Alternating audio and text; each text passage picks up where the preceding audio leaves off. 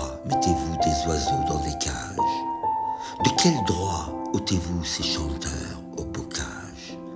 Aux sources, à l'aurore, à la nuée, au vent, de quel droit volez-vous la vie à ces vivants?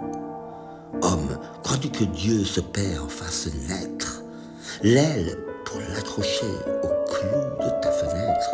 Ne peux-tu vivre heureux et content sans cela?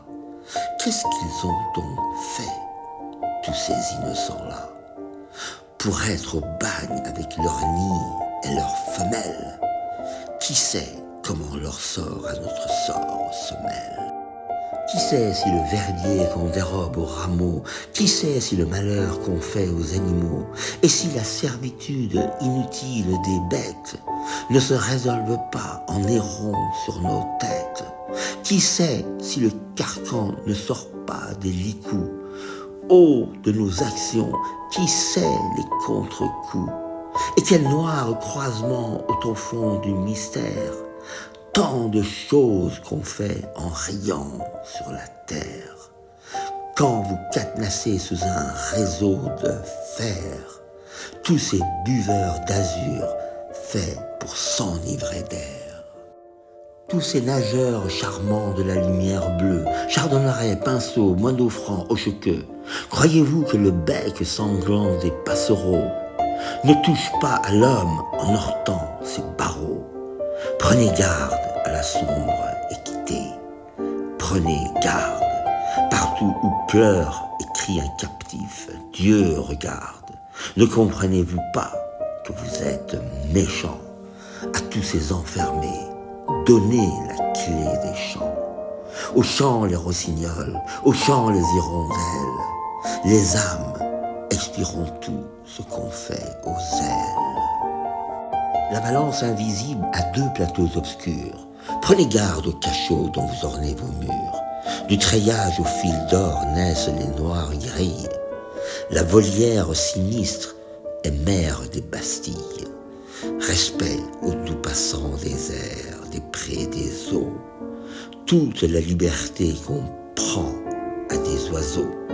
Le destin juste et dur la reprend à des hommes. Nous avons des tyrans parce que nous en sommes. Tu veux être libre, homme, et de quel droit ayant? Chez toi, le détenu, ce témoin effrayant. Ce qu'on croit sans défense est défendu par l'ombre.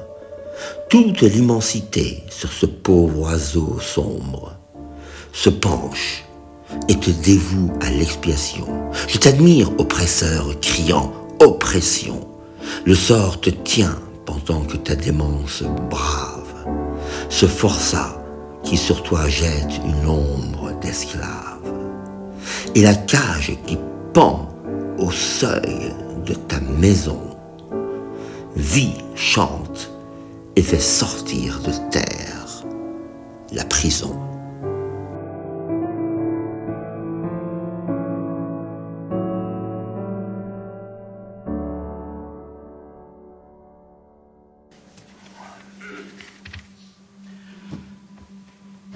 Messieurs, puisque la révolution de février semble vaincue, puisqu'elle est calomniée, je chercherai toutes les occasions de la glorifier dans ce qu'elle a fait de magnanime et de beau. La grande sagesse de cette révolution, ce ne fut pas seulement de confondre et de dignifier dans le même pouvoir souverain le bourgeois et le prolétaire, ce fut d'aller chercher dans l'accablement, dans l'abandon, dans cet abaissement qui conseille si mal l'homme de désespoir, et de lui dire « espère ». L'homme de colère, et de lui dire « raisonne ». Le mendiant, le pauvre, le vagabond, comme on dit, le misérable, et de le sacrer citoyen. Le suffrage universel dit à tous, et je ne connais pas de plus admirable formule de la paix publique, soyez tranquilles. Vous êtes souverain. Et il ajoute, vous souffrez, eh bien vous allez travailler vous-même, dès à présent, aux grandes œuvres de la destruction, de la misère, par des hommes qui seront à vous, par des hommes en qui vous mettrez votre âme, et qui seront en quelque sorte votre main. Soyez tranquille. Voyez, messieurs, comme ce qui est profondément juste Comme ce qui est est toujours en même temps profondément politique. Le suffrage universel, en donnant un bulletin à ceux qui souffrent, leur ôte le fusil. En leur donnant la puissance, il leur donne le calme. Tout ce qui grandit l'homme l'apaise. Au fond de la conscience de tout citoyen, du plus humble au plus grand, au fond de l'âme, il y a un sentiment sacré et indestructible, le droit.